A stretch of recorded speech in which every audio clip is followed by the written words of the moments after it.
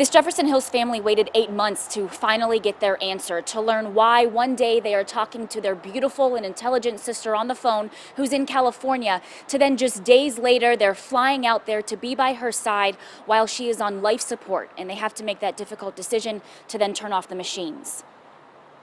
She was known as the Queen of Snapchat with more than 2 million followers. Katie May, a Jefferson Hills native, modeled for Playboy, GQ, and Sports Illustrated.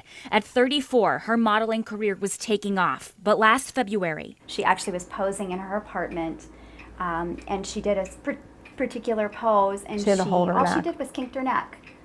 She had just a kink in her neck, and she then sought out chiropractor at least 2 times. Then suddenly, this otherwise healthy woman started to feel numbness, dizzy, and faint. Her family told her to go to the ER, and within 2 hours, we got a call, and they said, "When was the last time you spoke to your sister?" And she was lucid. Yeah. And they said, "We believe she had a stroke." By the time my parents got out to LA the next day, she was on life support.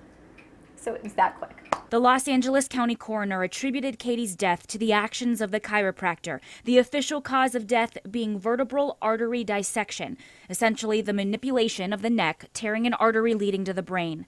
Her family and then 7-year-old daughter left to make sense of it all. Mia was her best friend. Mia was her whole world. Absolutely. They were frickin' frack. Her sisters want you to hear their concerns and remember Katie's face when you consider chiropractic treatment. We're not saying don't go to We're one. just saying maybe make an informed decision. Make an informed decision. Know the risk factors. Mm-hmm.